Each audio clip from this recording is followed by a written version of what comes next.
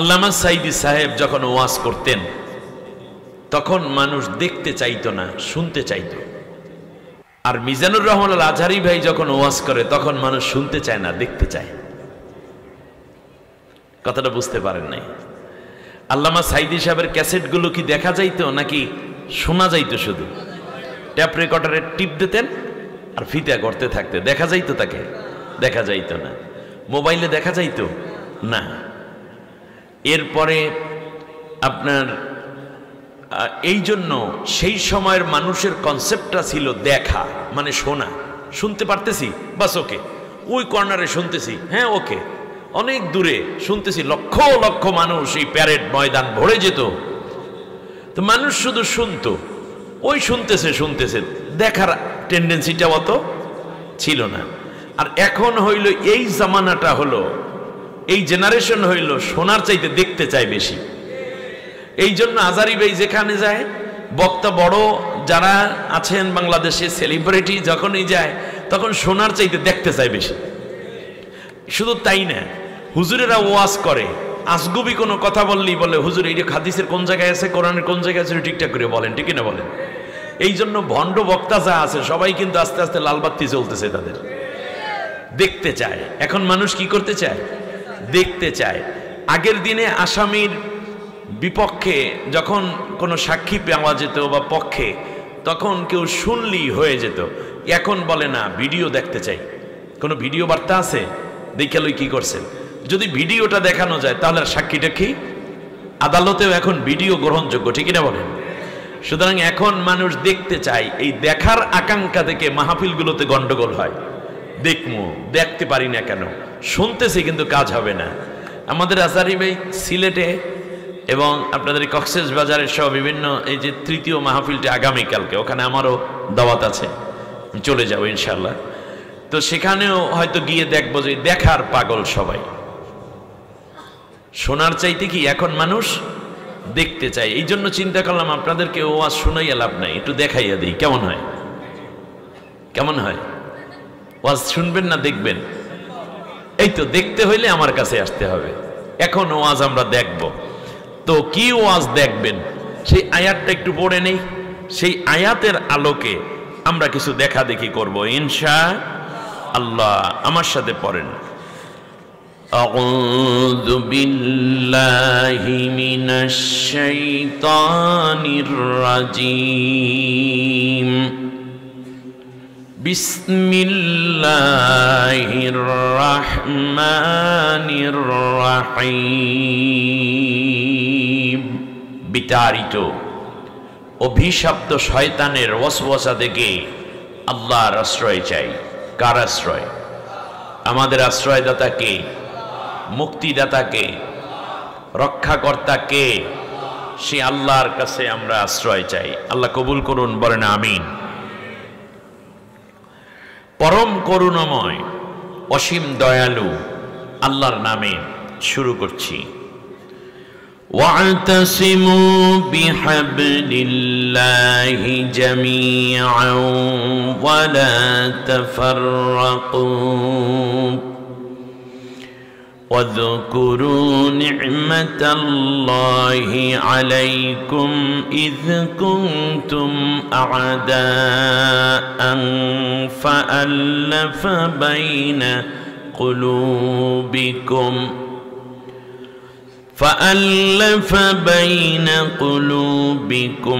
فأصبحتم بنعمته إخوانا وكنتم على شفا حفرة من النار فأنقذكم منها كذلك يبين الله لكم آياته لعلكم تهتدون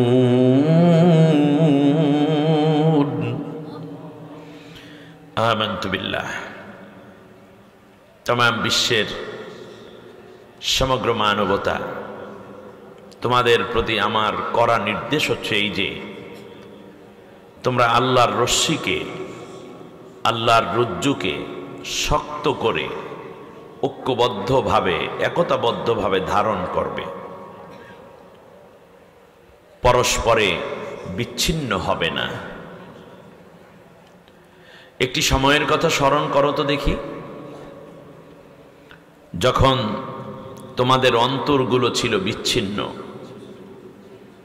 দলগতভাবে তোমরা একে অন্যের প্রতি ছিলে দলছুট অবস্থায়, তোমাদের মধ্যে কোনো জোট থাকলেও কোনো ঐক্য ছিল না। এমন একটা সময় ছিল ধর্ম এবং রাজনৈতিক কিংবা পারিবারিক সামাজিকতার কারণে তোমরা পরস্পরে আলাদা আলাদা মত এবং পথে ঘুরতেছিলে। এরপরে আমি আল্লাহ দয়া করলাম, এরপর তোমাদের মনগুলোকে আমি আল্লাহ তাআলা একই সুতায় গেথে পরস্পরে ভাই ভাই বানিয়ে দরদি করে দিলাম। সুবহানাল্লাহ। নির্যাতন অত্যাচার সইতে সইতে তোমাদের মনে হচ্ছে যেন জীবনটা একটা আগুনের কুণ্ডুলির কিনারে দাঁড়াই গেছিল, ঘরে থাকতে পারতা না, নিজের মেয়ের বিয়েতে বাপ হয়ে হাজির হইতে পারতা না, মায়ের জানাজায় পর্যন্ত হাজির হতে পারতে না। তোমরা একটা বিচ্ছিন্ন জীবনে স্বাধীনতার সুক্ত দূরের কথা, স্বাধীন রাষ্ট্রে যেন তোমরা পরাধীন হয়ে জাহান্নামের কিনারে চলে গেছিলা। কষ্ট সহ্য আর হচ্ছিল না। ঠিক সেই মুহূর্তে আমি আল্লাহ তাআলা তোমাদের সেই কষ্টের জায়গা থেকে নিষ্কৃতি দেওয়ার একটা দারুণ রাস্তা তৈরি করে দিলাম। শুধু তাই না, আমি আল্লাহ রব্বুল আলামিন এমনি করে করে আমার নেয়ামতের কথা তোমাদেরকে মনে করিয়ে দেই, যাতে করে তোমরা পরবর্তীতে যেই ঐক্যবদ্ধ আন্দোলন করে জুলুম থেকে নিজেদেরকে বাঁচাতে সক্ষম হয়েছ, সেই ঐক্য যেন অটুট রাখতে পারো, সেই ঐক্য যেন আবার ফাটল না ধরে, সেই জন্য আমি আল্লাহ তাআলা তোমাদের কাছে বারবার এই কথাগুলো শোনাচ্ছি, যাতে করে তোমরা সঠিক পথে নিজেদের জান মান ইজ্জত ইমান দেশপ্রেম স্বাধীনতা সার্বভৌমত্ব নিয়ে সঠিক পথে যেন তোমরা পরিচালিত হয়ে আমার সন্তুষ্টি এবং পরকালে জান্নাত লাভে ধন্য হতে পারো। আলোচনার আলোচ্য বিষয় ছিল এরকম, আমি একটু বিশদ অনুবাদ করলাম। সূরার নাম হচ্ছে সূরা আলে ইমরান। আমি যে আয়াতটি তেলাওয়াত করেছি, এই আয়াত হচ্ছে 103 নম্বর আয়াত। সূরাটির মধ্যে সর্বমোট 200টি আয়াত আছে, রুকু আছে 20টি। মদিনায় অবতীর্ণ এই সূরায় আল্লাহ তাআলা এমন একটি সময় এই সূরাটি নাজিল করেছেন যখন একটি চরম পর্যায়ে যাচ্ছিল মুসলমানদের। আল্লাহ সুবহানাহু ওয়া তাআলা আয়াতটি নাজিল করেছেন এমন সময় যখন আনসার মুহাজিরদের মধ্যে একটা বিভেদের কালো রেখা তৈরি হতে যাচ্ছিল। অপরদিকে মুনাফিকরা এই রাস্তাটাকে প্রশস্ত এবং লম্বা করার জন্য মনে হয় যেন আগুনে ঘি ঢালতেছিল। দুর্বল ইমানের মধ্যে নেফাকির আসর পড়া শুরু হয়ে গেল। বিশেষ করে উহুদ যুদ্ধের পরে আয়াত যখন নাজিল হয়, তখন মুনাফিকরা বলা শুরু করলো যে বদরের যুদ্ধে বিজয় পেয়েছ ঠিকই, উহুদের যুদ্ধে তোমরা তো বিজয় হতে পারলা না, ভবিষ্যতে অন্ধকার, 70 জন শেষ হয়ে গেছে। সুতরাং এই মুহূর্তে আমাদের উচিত কোনো বড় শক্তির কাছে আশ্রয় নেয়া। জাতির মধ্যে একটা বিভক্তি তৈরির বিভিন্ন কলাকৌশল আব্দুল্লাহ ইবনে উবাই আঁটা শুরু করল। সেই সময় আল্লাহ রব্বুল আলামিন সোজা জানিয়ে দিলেন কোনো পার্থক্য করা যাবে না।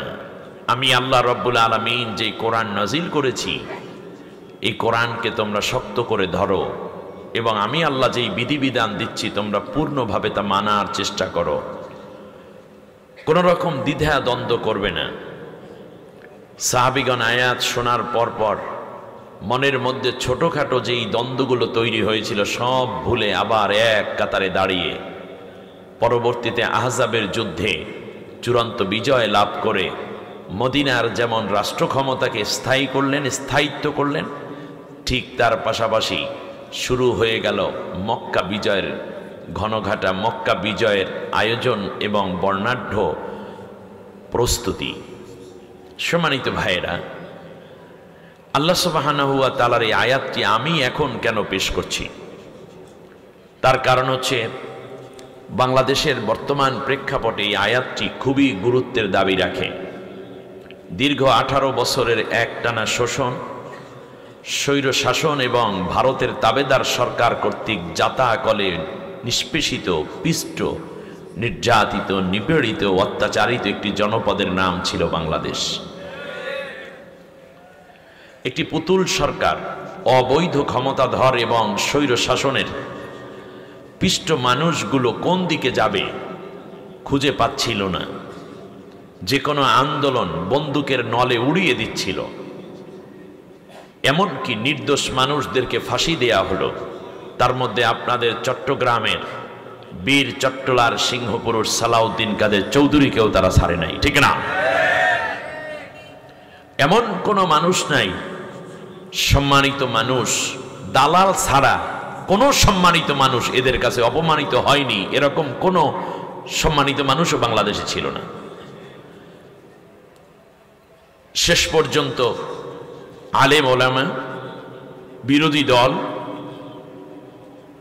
এমনকি সে যদি অন্য ধর্মাবলম্বীও হতো, হিন্দু, বৌদ্ধ, খ্রিস্টান, এগুলো কোনো বিষয় তাদের কাছে ছিল না।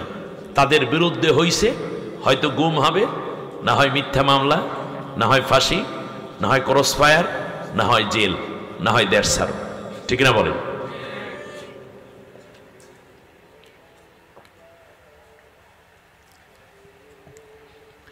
এত কিছুর মূল কারণ ছিল আলহামদুলিল্লাহ একটাই, সেটা হচ্ছে আমাদের পরস্পরে অনৈক্য।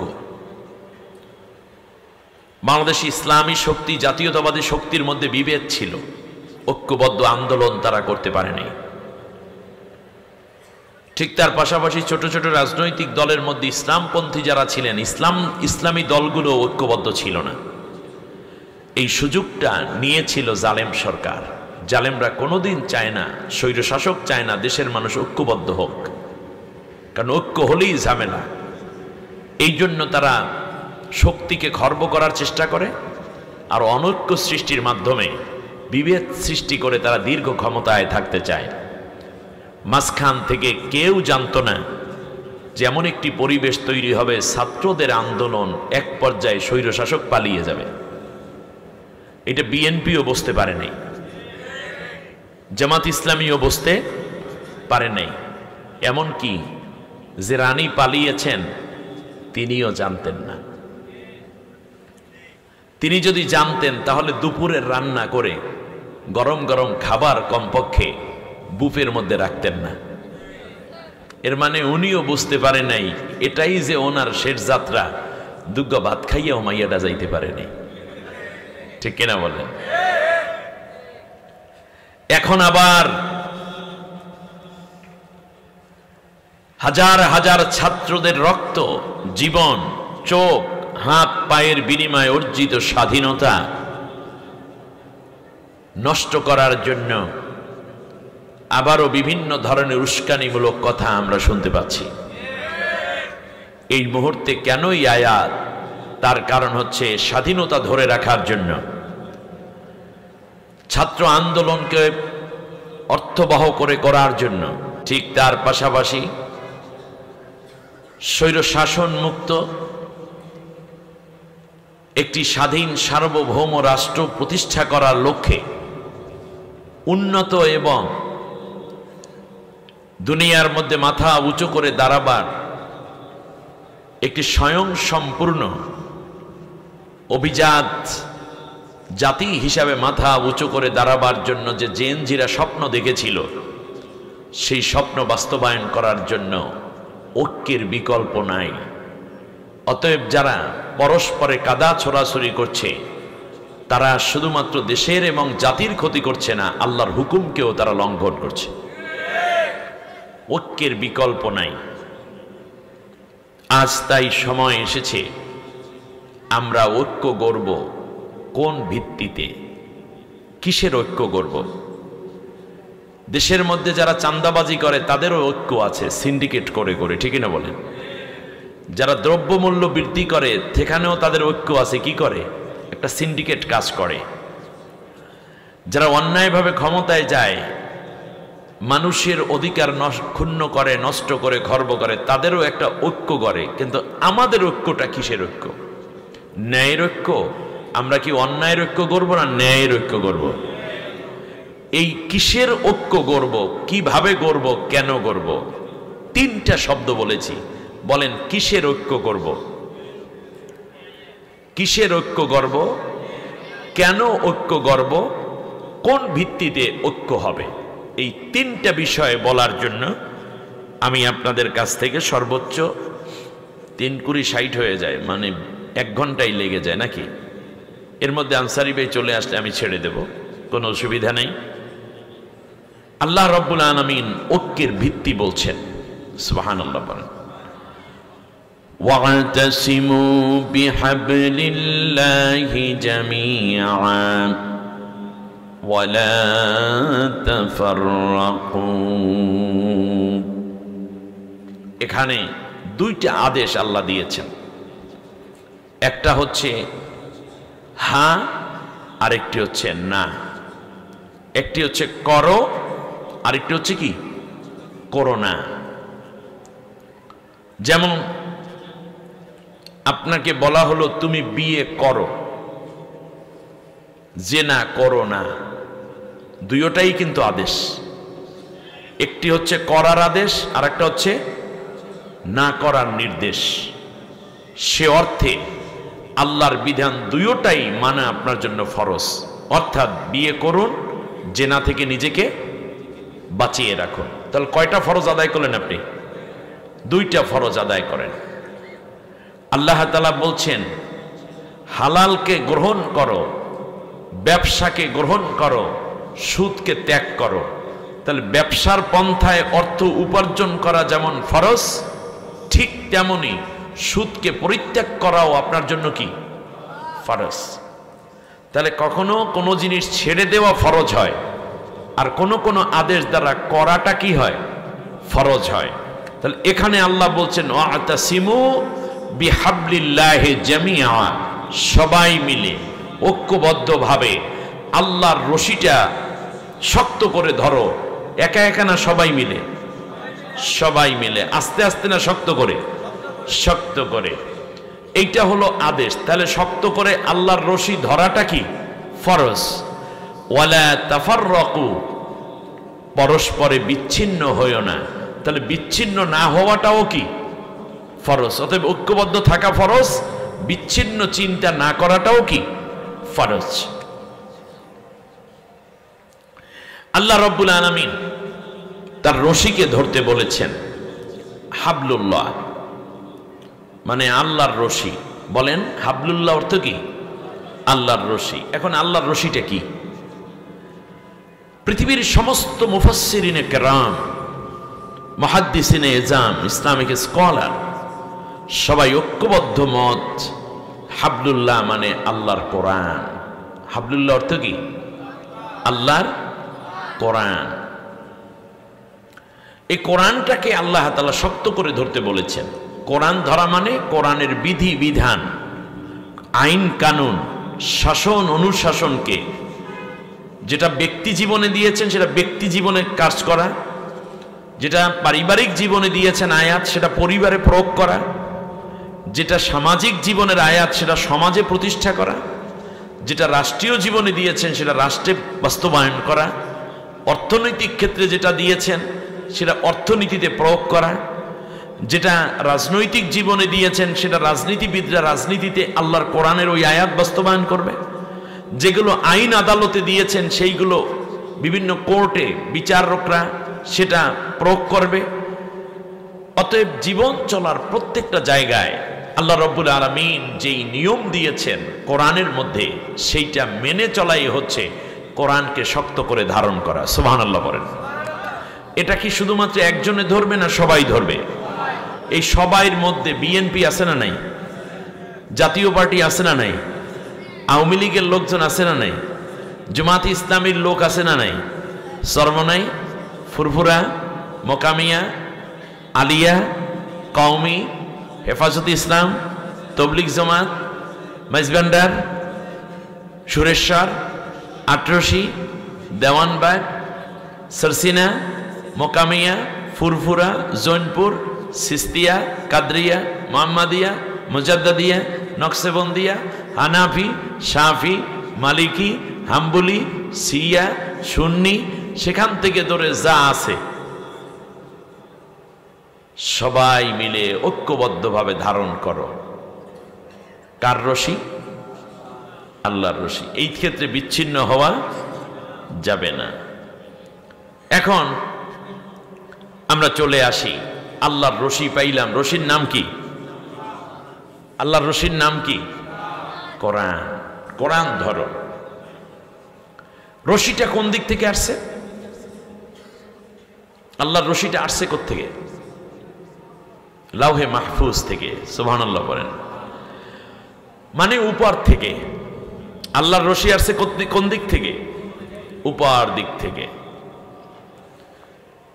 তাহলে আল্লাহর কোরআনের কথা হচ্ছে বাল হুয়া কুরআনুম মাজিদুন ফি লাওহিম মাহফুজ। এই কোরআন লাউহে মাহফুজ থেকে নাজিল হয়েছে। লাউহে মাহফুজ হচ্ছে আল্লাহ তাআলার আরশের ডান পাশ দিয়ে সাদা বর্ণের ধবধবে সাদা আলোকিত একটা সিন্দুক, যেইটার মধ্যেই এই কোরআনের সফট কপিটা রাখা। ওইটার প্রিন্ট কপি আমাদের পর্যন্ত পৌঁছাইছে। মূল কপিটা কার হাতে? আল্লাহর হাতে। ওই রশিটা আল্লাহ দুনিয়ায় পাঠাইলেন। এই যে দেখুন একটা রশি, এই জন্য মাফলারটা রাইখা দিছি। ধরেন এইটা একটা রশি। এটা কি? একটা রশি। একটা রশির মাথা থাকে কয়টা? কয় মাথা? দুই মাথা না, দুই প্রান্ত। এক প্রান্ত হচ্ছে আল্লাহর হাতে, এক প্রান্ত কার হাতে? আর এক প্রান্ত আমাদের কাছে আল্লাহ ছেড়ে দিয়েছেন। সুবহানাল্লাহ বলেন। ছেড়ে দিয়ে আল্লাহ তাআলা বলছেন এই রশিটাকে কি করো? ধরো। জোরে বলেন, কি করতে বলেছেন? ধরতে বলেছেন। এখন আল্লাহ তাআলা বলছেন শোনো, যারাই এই রশি ধরবে তাদের সাথে আমি আল্লাহর একটা গভীর সম্পর্ক তৈরি হয়ে যাবে। সুবহানাল্লাহ বলেন। আল্লাহ রাব্বুল আলামিন বলেন আমি তো ধরতে বললাম রশি, যারা এই রশিটা ধরবা মনে রাখবা ফাকাদ ইসতামসাকা বিল উরওয়াতিল উসকা লান ফিসামা লাহা আল্লাহু সামিউন আলীম। সুবহানাল্লাহ। আল্লাহ তাআলা বলছেন যে আমার কোরআনের রশিটা ধরবে, আমি আল্লাহ তাদেরকে দেখব, তাদের সম্বন্ধে আমি জ্ঞান আছে, আমি জানি তাদের ব্যাপারে। পৃথিবীর কোনো শক্তি, অপশক্তি, দুঃশক্তি নাই আমার হাত থেকে আমার বান্দা বান্দিটাকে কেউ ছুটাইয়া নিতে পারে। কারণ যে কোরআনের সাথে একবার লেগে গেল সে আমি আল্লাহর হাতের সাথে লেগে গেল। সুবহানাল্লাহ বলেন। আচ্ছা, রশি আসছে কোন দিক থেকে? উপর থেকে। উপর থেকে, এদিকে তাকান। উপর থেকে যখন কোনো জিনিস নিচে নেমে আসে সেইটাকে আরবিতে বলে নুজুল। আরবিতে কি বলে? জোরে বলেন। নুজুল। কোরআনের ক্ষেত্রে আল্লাহ তাআলা নুজুল নাজি কথা ব্যবহার করেছেন। যেমন ইন্না আনজালনাহু ফি লাইলাতিল কদরি ওয়া মা আদরাকা মা লাইলাতুল কদর। আমি আল্লাহ তাআলা, জি এটা না, আমি পরে খাবো, আপনি নেন না, আপাতত আপনি দরকার বেশি, আমারটা পরে দরকার। আল্লাহ রাব্বুল আলামিন বলছেন, একটু আদা নিতে পারেন, ডাক্তার ঔষধ সব পাশাপাশি আছে, ইনশাআল্লাহ ঠিক হয়ে যাবে, আল্লাহ রহম করুন। খেয়াল করুন, তাহলে উপর থেকে যেই জিনিস নিচে পড়ে সেইটাকে কি বলা হয়? আরবিতে কি বলে বলেন? নুজুল, নাজালা, ইয়ানজিলু, নাজ্জালা। কোরআনের এই আয়াতগুলো আছে, ইন্না আনজালনাহু ফি লাইলাতিল, নাজ্জালাল কিতাবা আলা মুহাম্মাদিন, এভাবে বলেছেন যে আমি আল্লাহ তাআলা নাজ্জালা, আনজালা এভাবে বলেছেন। তাহলে এই যে পানি উপর থেকে পড়ে না নিচের দিকে, এইটা কি হচ্ছে? পানি নাজিল হচ্ছে। এজন্য আল্লাহ তাআলা বলছেন, হুয়াল্লাযী আনজালা মিনাস সামাই মাআ, আমি আসমান থেকে কি নাজিল করি? পানি নাজিল করি, মানে বৃষ্টি কি হয়? নাজিল হয়। তাহলে কোরআনও কি হয়েছে? নাজিল হয়েছে। নাজিল মানেই বোঝা যায় উপর দিক থেকে। তাহলে আল্লাহ তাআলা কোথায় থাকেন? নিচে থাকেন না উপরে থাকেন? উপরে থাকেন, রাইট। এবার দেখেন, উপর দিক থেকে যেটা নাজিল হলো এইটার নাম হলো কোরআন। আচ্ছা, লাউহে মাহফুজ কোথায়? উপরে। এবারে আপনি আসেন, আমাদের রুহুগুলো ছিল কোথায়? আলামে আরহে, উপরে। এবার বলেন জান্নাত কোন দিকে? নিচে না উপরে? উপরে। উপর কোথায়? কত উপরে? আপনি দেখেন, এই রজব মাসে আজকের 16 তারিখ রাসূল সাল্লাল্লাহু আলাইহি ওয়াসাল্লাম মেরাজ করলেন, আল্লাহর নবী জান্নাত দেখলেন। বলুন তো দেখি, সে কি এখানে বসে দেখছে না উপরে গিয়ে দেখছে? তাহলে বোঝা যায় জান্নাত কোথায়? উপরে। আচ্ছা, তো উপর থেকে যে আসলো, এটা কি অন্ধকার কোনো জিনিস আসলো নাকি আলো নিয়ে আসলো? আলো নিয়ে আসলো। আমরা আলোকিত জাতি চাই, আলোকিত সমাজ চাই, আমরা উন্নতি চাই। উন্নতি মানে কি? উপরে ওঠা। গত বছর ছিলে আপনার একতলা বিল্ডিং 5 তলা হয়ে গেছে, বোঝা যাচ্ছে আপনার অর্থনৈতিক কি হচ্ছে? উন্নত হচ্ছে। এরপরে গত বছর আপনার ছেলে রোল ছিল 5, এই বছর 1-এ চলে আসছে, ছেলে কি হচ্ছে? উন্নত হচ্ছে। উন্নত মানে কি? উপরের দিকে উঠতেছে সে বিভিন্ন ক্যাটাগরিতে। কিন্তু আমরা কি উন্নত জাতি হতে চাই নাকি নিচের দিকে নামতে চাই? তা উপরে ওঠার জন্য আল্লাহ রশি যেটা দিয়েছেন সেটার নাম কি? কোরআন। সুতরাং আপনি যদি উন্নত জাতি হতে চান, আমাদের সমাজে বলা হয় আমরা আলোকিত জাতি চাই, আলোকিত মানুষ চাই। এবছর শিক্ষা ব্যবস্থায় যে বই দেয়া হচ্ছে তার স্লোগান হচ্ছে আলোকিত জাতি গড়ার লক্ষ্যে আলোকিত শিক্ষা চাই। তাহলে আপনি যেই শিক্ষা দিবেন সেটার মধ্যে যদি আলো না থাকে তাহলে আপনি আলোকিত জাতি তো পাবেন না। অতএব আলোকিত জাতি পাওয়ার জন্য আপনার আলো ধরতে হবে। আপনি দেখেন সব আলোই কিন্তু উপরের দিকে। জোরে বলেন, সব আলো কোন দিকে? উপরের দিকে। এইবার ভাবেন তো দেখি, এবার পাইলাম জান্নাত উপরে, আর কোরআন নাজিল হয়েছে কোন দিক থেকে? উপর দিক থেকে। আল্লাহ তাআলার কাছে আমরা জান্নাত পেতে চাই, এর মানে উপরের দিকে উঠতে চাই, উপরে যেতে হবে। এই জন্য নবী বলেছেন, যখন কোনো নেককার মানুষ মারা যায় তখন তার রুহুটা নিয়ে ইল্লিনে রাখা হয়। ইল্লিন কোথায়? উপরে। আর যখন কোনো বদগার মারা যায় তখন তার রুহু নিয়ে রাখা হয় কোথায়? সিজ্জিনে। সিজ্জিন কোথায়? উপরে না নিচে? নিচে, মাটির নিচে, গহীনে। যত আগ্নেয়গিরি এগুলো কোথায়? এই যে আজকে আপনার ক্যালিফোর্নিয়ার লস অ্যাঞ্জেলসে যে আগুন জ্বলছে, এটা কি নিচ থেকে লাগছে না? নিচ থেকে লাগছে। সুতরাং বোঝা যায় নিচের দিকে হচ্ছে অধপতন। সুম্মা রাদাদনাহু আসফালা সাফিলিন, তাকে আমি নিম্ন থেকে আরো নিচে ফেলে দিয়েছি।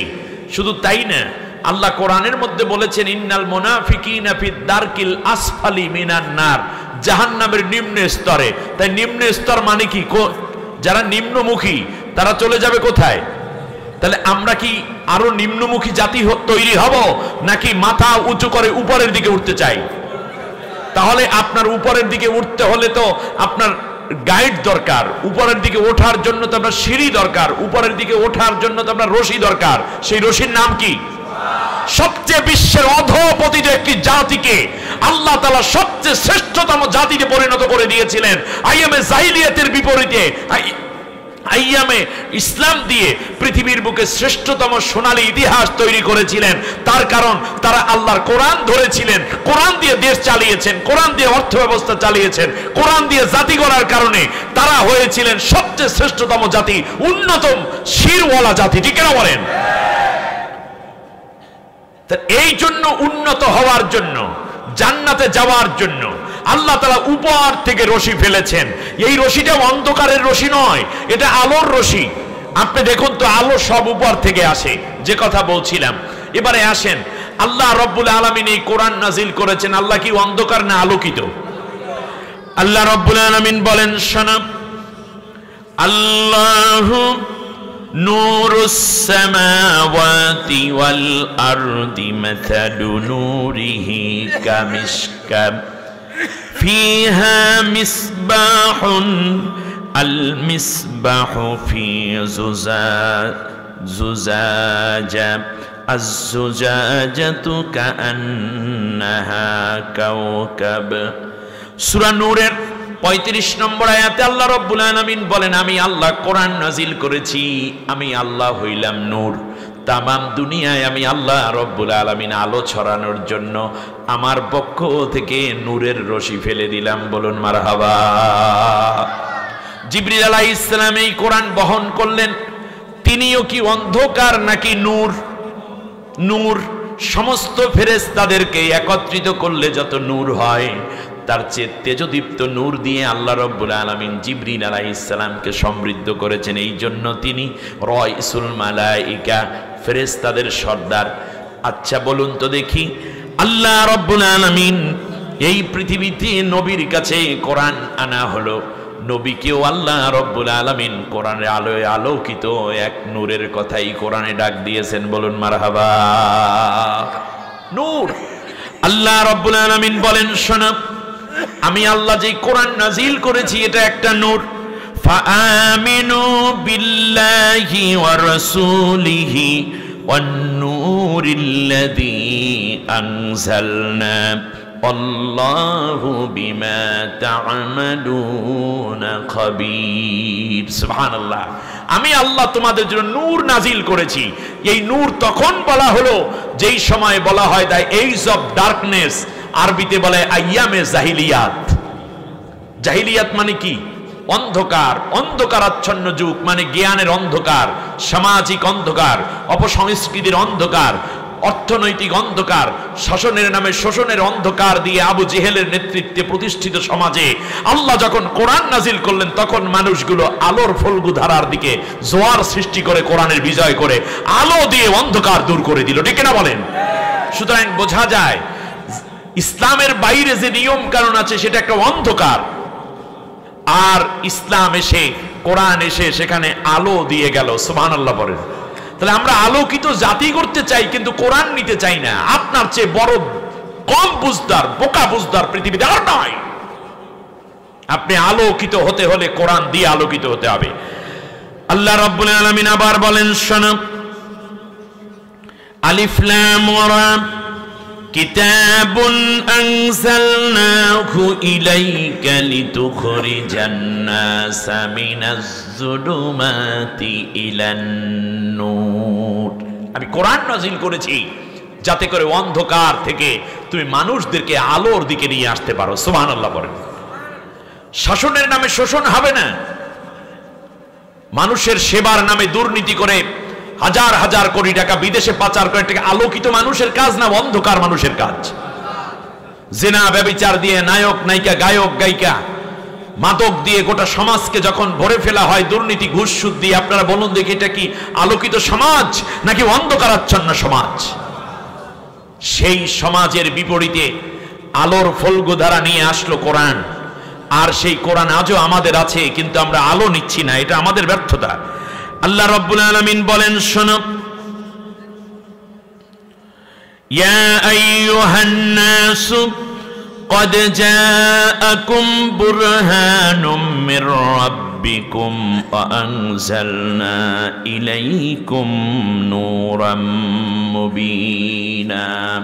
তোমাদের জন্য দলিল এসেছে এবং তোমাদের জন্য আমি আল্লাহ তাআলা স্পষ্ট নূর নাজিল করেছি। সুবহানাল্লাহ পড়েন। আল্লাহ রাব্বুল আলামিনের পর আবার বলছেন শোনো, হুয়াল্লাযী ينزل على عبده آيات بينات لتخرجكم من الظلمات إلى النور।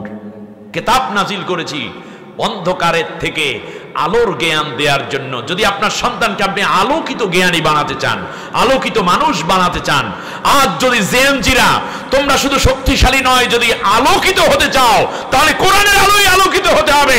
আর সমস্ত মতবাদ, সমাজতন্ত্র, পুঁজিবাদ কিংবা ধর্মনিরপেক্ষ মতবাদ যাই বলো না কেন, সবগুলো অন্ধকার।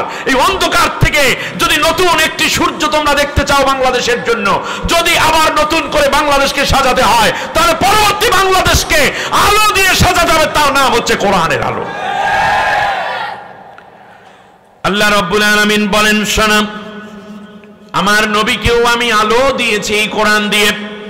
وَكَذَلِكَ أَوْحَيْنَا إِلَيْكَ رُوحًا مِّنْ أَمْرِنَا مَا كُنْتَ تَدْرِي مَا الْكِتَابُ وَلَا الْإِيمَانُ وَلَكِنْ جَعَلْنَاهُ نُورًا نَهْدِي بِهِ مَن نَّشَاءُ مِنْ عِبَادِنَا। সুবহানাল্লাহ।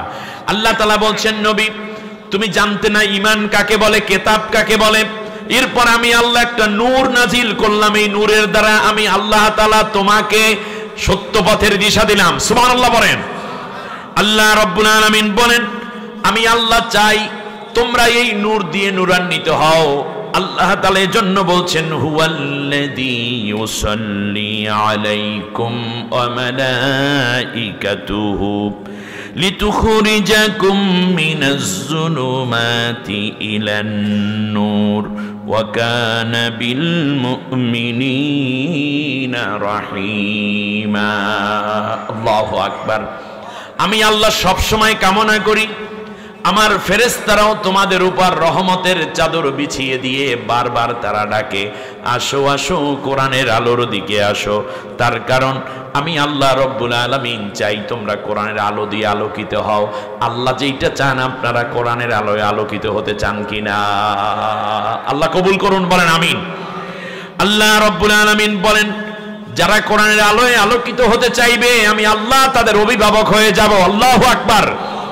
আল্লাহু ওয়ালিয়্যুল্লাযীনা আমানু ইউখরিজুহুম মিনাজ যুলুমাতি ইলান নূর।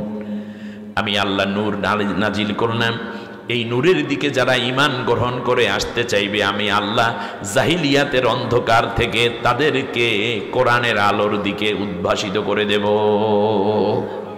এবার শয়তান কি চায় আল্লাহ রাব্বুল আলামিন বলেন, والذين كفروا أولياؤهم الطاغوت يخرجونهم من النور إلى الظلمات। আল্লাহ তাআলা বলেন, আর যারা ইসলাম বিরোধী শক্তি আছে, ইসলাম বিরোধী মতবাদ, বিভিন্ন দল এবং আদর্শ, ইসলামের বাইরে যারা আছে, তাদের চিন্তা হলো মানুষকে আলো থেকে অন্ধকারের দিকে নিয়ে যাওয়া, আর তাদের অভিভাবক হয়ে গেছে শয়তান। নাউজুবিল্লাহ পড়েন। আমরা কি আল্লাহর অভিভাবক মানবো না তাগুতকে অভিভাবক মানবো? আল্লাহকে অভিভাবক মানাইলে আল্লাহ তাআলা আমাদেরকে অন্ধকার থেকে আলোর দিকে নিয়ে আসবেন। আর যদি আবারও ভুল করে ইসলামী নিয়ম নীতি এবং কোরআনের বিধান যারা কায়েম করতে চান না, তাদের পক্ষে যদি আপনি আবার যান, তাহলে আপনাকে সহ জাতি আবার অন্ধকারে ডুবাই দেবে। আল্লাহ রাব্বুল আলামিন বলেন, শোনো, আমি আল্লাহ সুবহানাহু ওয়া তাআলা এই জন্য তোমাদেরকে বলতেছি, শোনো, আফামান শারাহাল্লাহু সাদরাহু লিল ইসলামি ফাহুয়া নূরিম মির রাব্বি, আমি আল্লাহর কাছে যারা সারেন্ডার্ড হয়ে যাবে, কোরআনের বিধানকে আনুগত্য করবে, আমি আল্লাহ রব্বুল আলামিন তাদেরকে নূরের সাগরের মধ্যে সাঁতার কাটার সুযোগ করে দেব। কোনো অন্ধকার, জাহিলিয়াতের অন্ধকার, শিরকের অন্ধকার, গুনার অন্ধকার, শোষণের অন্ধকার, নির্যাতনের অন্ধকার, দুর্নীতির অন্ধকার, শিরকের অন্ধকার, বেদাতের অন্ধকার কোনোদিন তাদেরকে আক্রমণ করতে পারবে না, নষ্ট করতে পারবে না। সুবহানাল্লাহ। আল্লাহ রাব্বুল আলামিন বলেন, শোনো, এই নূরের অনুসরণ যদি করো, শুধুমাত্র দুনিয়ায় নয় বরং পরকালেও আমি আল্লাহ রাব্বুল আলামিন তোমাদেরকে নূরের ধারায় একত্রিত করে দেব। ইয়াউমা তারাল মুমিনিনা ওয়াল মুমিনাতি ইয়াসআ নূরুহুম বাইনা আইদিহিম ওয়া বিআইমানিহিম, তারা দেখতে পাবে, মরার পরে দেখবে ডান এবং বাম দিক থেকে নূর চমকাইতেছে। এই নূরের তাজল্লিতে তারা চোখের পলকে জান্নাতে পৌঁছে যাবে। সুবহানাল্লাহ। এই আলোর যারা কোরআনের সাথী, তারা যখন জান্নাতে চলে যাবে, মুনাফিক নারী পুরুষ যারা থাকবে, ইসলামী হুকুমাত আল্লাহর বিধানের পক্ষে ছিল না, কোরআনের পক্ষে ছিল না, এই মানুষগুলা কোনো নূর পাবে না। সেই মুনাফিকরা ডাক দিয়া বলবে, ইয়াউমা ইয়াকুলুল মুনাফিকুনা ওয়াল মুনাফিকাতু লিল্লাযীনা আমানু নজুরুনা নাকতাবিস মিন নূরিকুম, ডাক দিয়ে বলবে, আমাদেরকেও কিছু একটু নূর দাও, আমাদেরকেও তো মুসলমান বলে সমাজে পরিচয় দিতাম আমরা, কিন্তু কোরআনের বিধান, কোরআনের আইন শাসন মানতাম না। তাতে কি হয়েছে, তোমরা নূর পেয়ে গেলা, আজকে আমাদেরকে একটুখানি নূর দাও। সাথে সাথে কোরআনের সাথীরা, কোরআনের পক্ষের মানুষগুলো কি জবাব দেবে, সেই কথা আল্লাহ তাআলা কোরআনের মধ্যে স্পষ্ট করে বলছেন।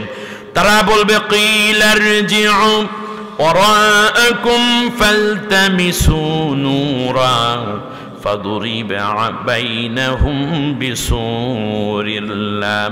আল্লাহ রাব্বুল আলামিন বলেন, সাথে সাথে কোরআনের নূরওয়ালারা বলবে, যাও যাও যাও, এখান থেকে দূর হয়ে যাও। দুনিয়ায় কোরআনের কোনো আলো নেও নাই, কোরআনের অর্থনীতির আলো নেও নাই, সমাজনীতির আলো নেও নাই, কোরআনের রাজনৈতিক আলো নেও নাই, কোরআনের পররাষ্ট্রনীতির আলো নেও নাই, কোরআনের শিক্ষানীতির আলো নেও নাই, কোরআনের সংসদ নেও নাই, কোরআনের সেক্রেটারিয়েট নেও নাই, কোরআনের আইন আদালত নেও নাই। দুনিয়ায় কোরআনের পক্ষে আমরা ডাকতাম, তোমরা কোরআনের নূর বাদ দিয়া কার্ল মার্কস, লেনিন, মাও সেতুং, ডারউইন, ফ্রয়েড, হেগেল, সমাজতন্ত্র, পুঁজিবাদ কিংবা ধর্মনিরপেক্ষ মতবাদ সহ হাজার মতবাদের পিছনে দৌড়াইছো, অন্ধকারে পড়ে থাকো, আজকে তোমাদের জন্য কোনো নূর বাকি নাই। আল্লাহ রাব্বুল আলামিন বলেন, শোনো, এই নূরগুলো আস্তে আস্তে করে এমন একটা পর্যায়ে চলে আসলো। শোনো, নূর নাজিল হয় তাহলে কোন দিক থেকে? উপর দিক থেকে আসে, সেইটার নাম কি? নূর। এবারে আসেন অন্য নূরের দিকে তাকাই। নূর অর্থ কি? আলো। জোরে বলেন কি? আলো। এবার দেখুন, যত আলো আছে সব কিন্তু উপরেই থাকে। একেবারে নিজেরটার কথা চিন্তা করেন, মানুষের ভেতরে আল্লাহ দুইটা আলো দিয়েছেন। কয়টা? আমার আপনার সবার ভিতরে কয়টা আলো আছে? একটা হলো চোখ, আর একটা হচ্ছে জ্ঞান। কয়টা আলো? এবার বলুন তো দেখি, চোখ থাকে কোথায়? পায়ের নখের মাথায় নাকি উপরের দিকে? এর উপরে তোর বস্তু নেই, আছে এর উপরে আছে জ্ঞান। তার কারণ অনেক অন্ধ মানুষও জ্ঞানী হয়, এই জন্য চোখের উপরে আল্লাহ ঘিলু ফিট করে রেখেছেন। জ্ঞানের আলো হচ্ছে সবচেয়ে বড় আলো, এই জন্য আল্লাহ তাআলা ঘিলুটা রেখেছেন সবার উপরে, আর চোখটা রেখেছেন তার পরপরই। এর মানে হচ্ছে তুমি দুইটা আলো আমি তোমাকে দিলাম, যা দিয়ে তুমি চলবে। দুইটা আলো কোন দিকে? নিচের দিকে অঙ্গগুলো নাকি উপরের দিকে? উপরে। আচ্ছা, এবারে আসেন তো, আপনাদের উপরে যে বাল্বগুলো আছে এগুলো নিচে ফিট করছে না উপরে ফিট করছে? তাহলে আলোর দিকে যেতে হলে, আপনাকে আলো যদি পেতে হয়, আপনাকে উঠতে হবে কোথায়? উপরের দিকে। এবারে আপনি আসেন, চাঁদ আমাদের নিকটতম একটি উপগ্রহ, বলুন তো দেখি সেটা কোথায়? উপরে। সূর্য একমাত্র যেই গ্রহকে কেন্দ্র করে আমরা ঘূর্ণীয়মান হচ্ছি, বলুন তো দেখি সেটা কোন দিকে? উপরের দিকে। এরপরে আপনারা বলেন তো দেখি, বুধ, শুক্র, পৃথিবী, মঙ্গল, বৃহস্পতি, শনি, ইউরেনাস, নেপচুন, প্লুটো, ভালকান, এই যে যতগুলো এই আপনার কি বলে যেন সৌরজগৎ রয়েছে, গ্রহ উপগ্রহ আছে, এগুলো কোথায়? উপরে। এগুলো কেন? আল্লাহ তাআলা বলছেন, ওয়াহুয়াল্লাযী জাআলা লাকুমুন নুজুমা লিতাহতাদু বিহা ফি যুলুমাতিল বাররি ওয়াল বাহর। অন্ধকার রাতে তোমরা যেন সঠিক পথে চলতে পারো, এই জন্য আমি আল্লাহ তাআলা এই নক্ষত্রগুলোকে তোমরা যেন জলে স্থলে ভালোভাবে দেখে দেখে চলতে পারো, এই জন্য আমি আল্লাহ তারকা দিয়ে নির্দেশনা দিয়েছি। সুবহানাল্লাহ। শুধু তাই না, আল্লাহ রাব্বুল আলামিন সূর্য প্রসঙ্গে বলছেন, হুয়াল্লাযী জাআলাশ শামসা দিয়াআন ওয়াল কমারা নূরা। সূর্যকে আমি আল্লাহ তাআলা প্রদীপ্ত করেছি, উজ্জ্বল করেছি এবং তাপময় করে মানুষের জন্য আলো ছড়িয়ে দিয়েছি। সুবহানাল্লাহ পড়েন। আবার আল্লাহ রাব্বুল আলামিন চাঁদ প্রসঙ্গে বলেছেন, এখানেও আলো আছে। তাবারাকাল্লাযী জাআলা ফিস সামাই বুরুজা। আল্লাহ রাব্বুল আলামিন বলতেছেন, শোনো, আমি আল্লাহ তাআলা আসমানকে আমি বুরুজ বিশিষ্ট করেছি। ওয়াল কমারা মুনীরা, আমি আল্লাহ রাব্বুল আলামিন চাঁদকে নূরান্বিত করেছি, আলোময় করেছি। সুবহানাল্লাহ পড়েন। এরপরে আল্লাহ রাব্বুল আলামিন এই যে বিজলি, সেটাও কি আলোকিত না অন্ধকার? বিজলি হলে কি হয়? আলো জ্বলে ওঠে না? আল্লাহ তাআলা বলছেন এই বিজলির মধ্যেও কাজ আছে। সেটাও কোথায়? জমিনে বিজলি চমক দেয় না আসমানে?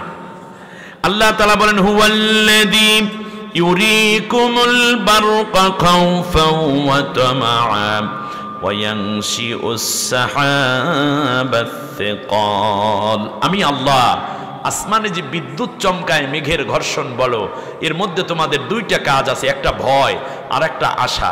তার কারণ যখন বিজলি চমকায় তখন পাতার মধ্যে ক্লোরোফিল তৈরি হয়ে যায়, ফলে গাছ ফল দেওয়ার জন্য গর্ভবতী হওয়ার উপযুক্ততা লাভ করে।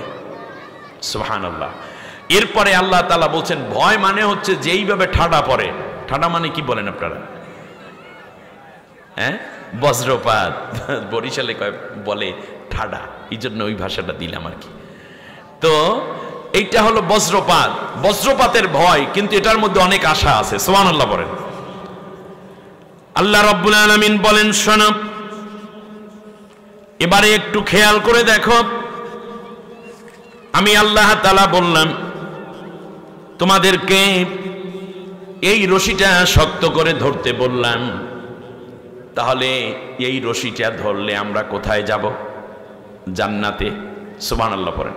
এখন আল্লাহ বলতেছেন, শোনো, ফাইম্মা ইয়াতিয়ান্নাকুম মিন্নী হুদান ফামান তাবিআ হুদায়া ফালা খাউফুন আলাইহিম ওয়ালা হুম ইয়াহজানুন।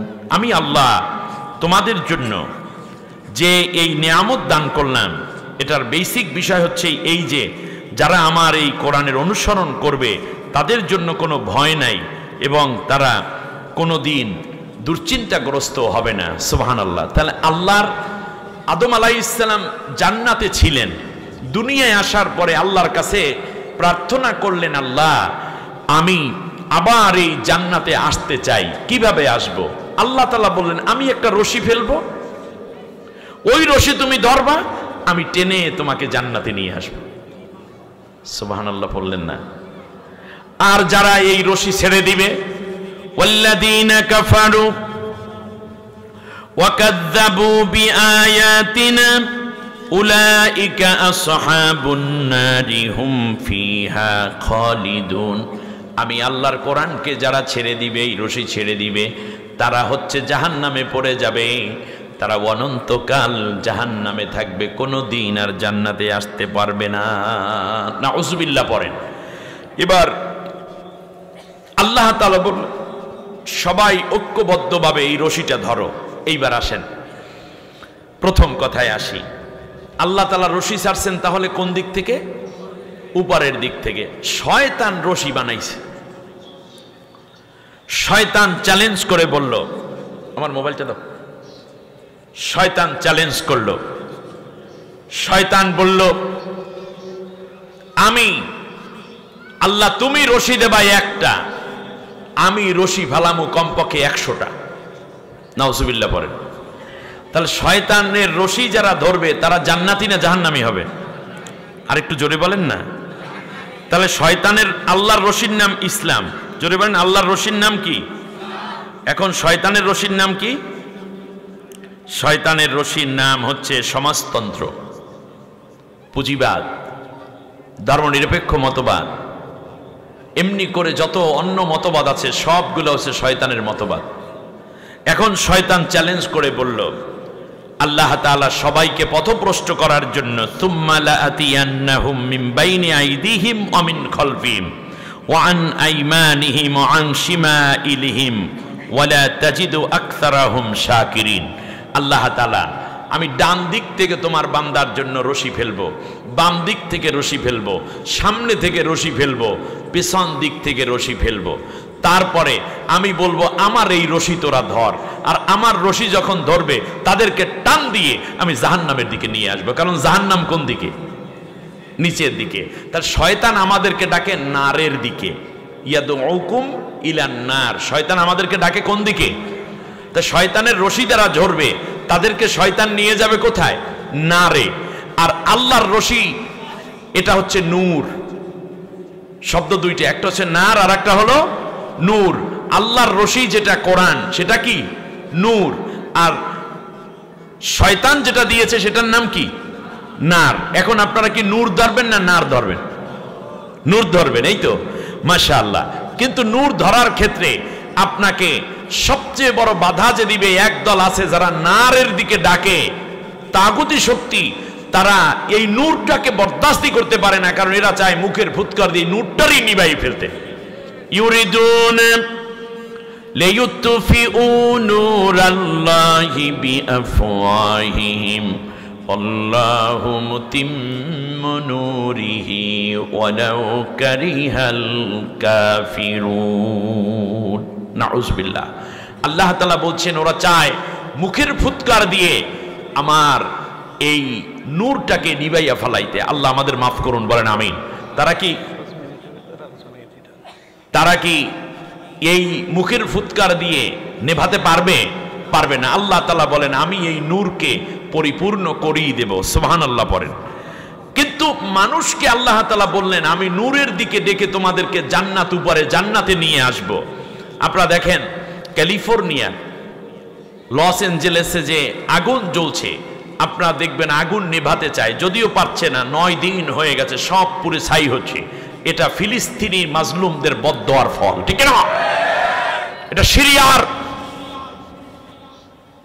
অসহায় শিশুর কান্না, বিধবা মায়ের আর্তনাদ, আর হাজারো মানুষের রক্তের লেলিহানের আগুন আজ গোটা আমেরিকাকে ভিক্ষুকের দ্বার প্রান্তে দাঁড় করিয়ে দেওয়ার জন্য এগিয়ে যাচ্ছে।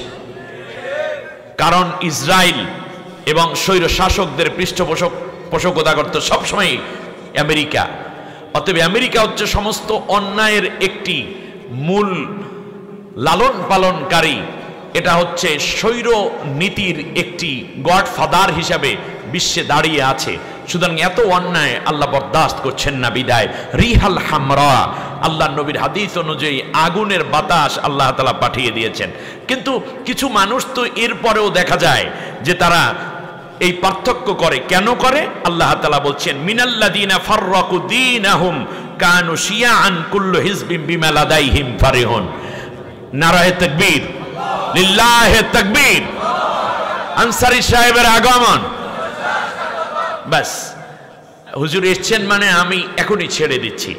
মানুষ কেন ঐক্যবদ্ধ হয় না সেইটা আল্লাহ তাআলা বলছেন যে প্রত্যেকে এক একটা ছোট ছোট করে দল করে, আর সেই দল নিজেকে, নিজের দল নিয়ে নিজে খুব বেশি করে আনন্দে থাকে। এই জন্য তারা কি করে না? ঐক্যবদ্ধ হতে চায় না। আমার কথা কি আপনারা বুঝতে পেরেছেন? তাহলে ঐক্যবদ্ধ হতে না চাওয়ার মূল কারণ কি? কুল্লু হিজবিম বিমা লাদাইহিম ফারিহুন। মাশাআল্লাহ, আকরামাকাল্লাহ,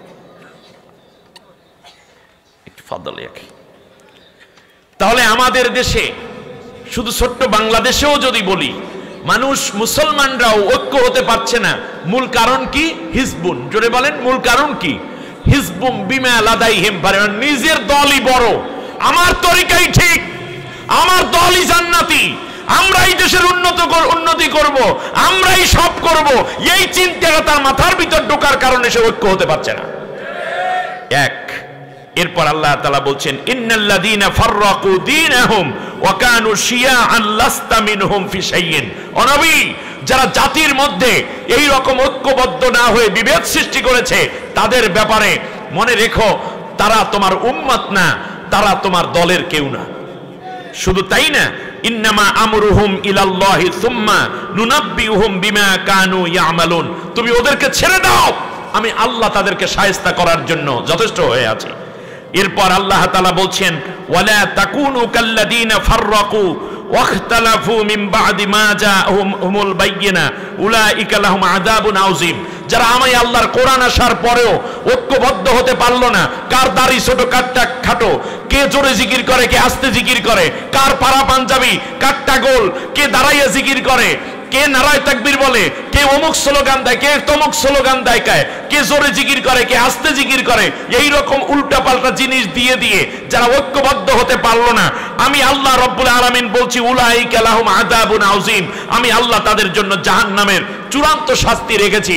শেষ কথাটা আমি বলি, মুসা আলাইহিস সালাম যখন চলে গেলেন তুর পাহাড়ে, আসার কথা ছিল 10 দিনে, সেটাকে আল্লাহ তাআলা বাড়াইয়া দিলেন 40 দিন করে। আপনারা জানেন, মাঝখানে সামিরি নামক এক দুষ্ট লোক, যে একটা কি করেছিল, একটা জাসাদুল্লাহ খুয়ারা একটা গোবৎস বানাইলো, সেটা হাম্বা হাম্বা করে বলে যে এইটাই আমাদের খোদা, নাউজুবিল্লাহ।